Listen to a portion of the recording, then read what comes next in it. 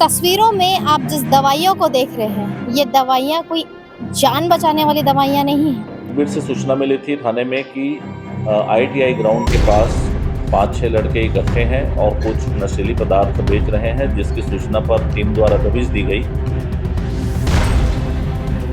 सोचिए जहाँ लोग पढ़ने जाते हैं, विद्या अध्ययन करने जाते हैं, वैसी जगहों पर इन दवाओं को खपाने का कार्य किया जा रहा था।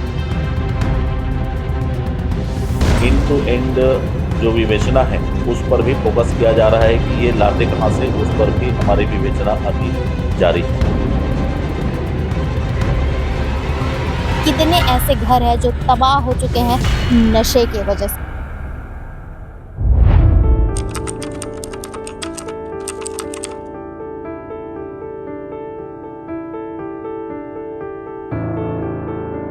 तस्वीरों में आप जिस दवाइयों को देख रहे हैं, ये दवाइयाँ कोई जान बचाने वाली दवाइयाँ नहीं हैं। ये वो दवाइयाँ नहीं हैं जिसे खाकर किसी की बीमारी ठीक हो जाए, बल्कि ये वो दवाइयाँ हैं जिसे खाने के बाद या जिसके सेवन के बाद हमेशा के लिए एक परिवार में तकलीफ का कारण ये दवाइयाँ बन जाता है। अक्सर देखा जाता है कि नशे में जिस परिवार के लोग पड़ जाते हैं, वो नशा करने वाला व्यक्ति ही नहीं बल्कि पूरा का पूरा परिवार कहीं ना कहीं बर्बाद होता हुआ नजर आता है। आप देख सकते हैं दवाइयों का ये जो जखीरा आपको दिखाई दे रहा है, एक नहीं दो नहीं बल्कि 2800 दवाइयां इस टेबल पर मौजूद है।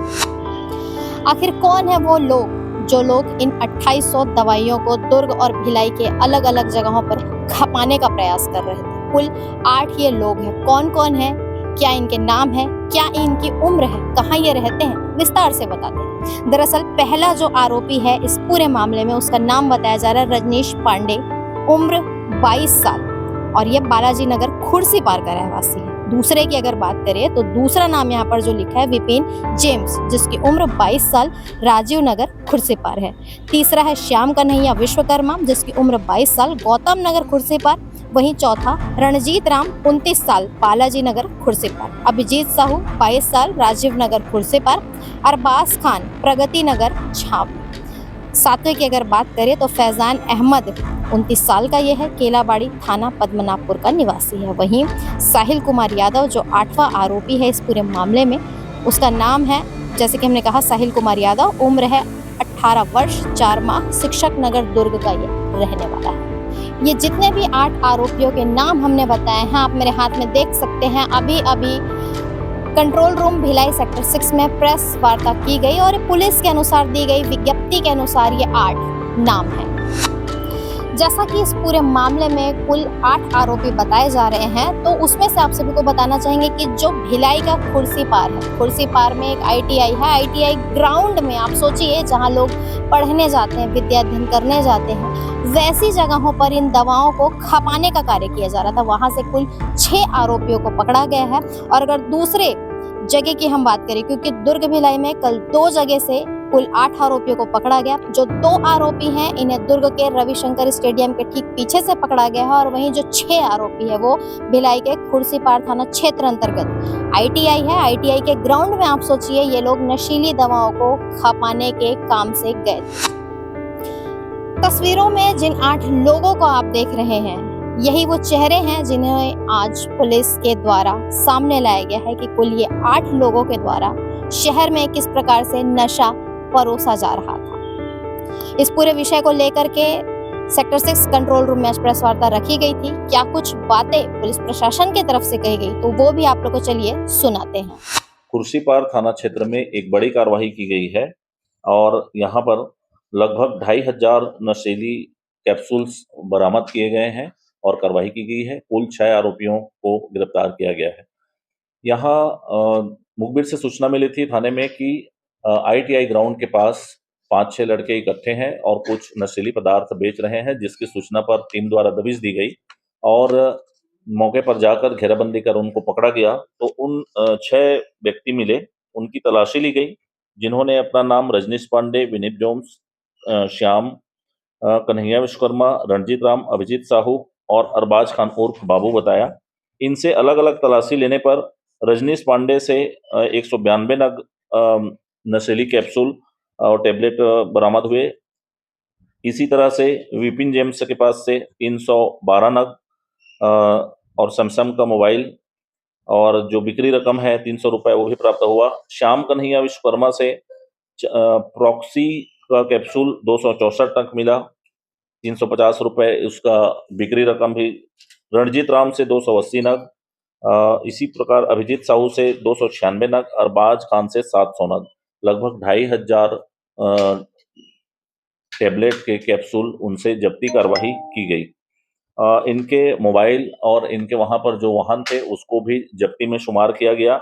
एनडीपीएस की धारा 21C 827A एनडीपीएस एक्ट के तहत और 111(3) बीएनएसएस संगठित अपराध की धारा इसमें अलग से जोड़ी गई और एनडीपीएस के तहत कार्रवाई कर आज माननीय न्यायालय में पेश किया जा रहा है। इसी प्रकार से थाना पद्मनाभपुर से सूचना मिली कि मानस भवन के पीछे रविशंकर स्टेडियम के पास 2 लड़के इकट्ठे हैं और नशीली टेबलेट बेचने की फिराक में है। इस सूचना पर से जब दबिश दी गई वहां तो 2 आरोपियों को पकड़ा गया, एक फैजान अहमद और दूसरा साहिल यादव। इनके पास से भी नशीली टेबलेट जब्ती की गई। इन दोनों के खिलाफ पद्मनाभपुर थाने में अपराध पंजीबद्ध किया गया है और एनडीपीएस की धारा 21C 827A के तहत कार्रवाई की गई है। कुल ऑपरेशन विश्वास के तहत बड़ी सफलता मिली। 2800 के आसपास 2800 टेबलेट हमें जब्ती किए हैं और 8 आरोपियों को गिरफ्तार किया गया है। इनके मोबाइल डिटेल्स और खंगाले जा रहे हैं।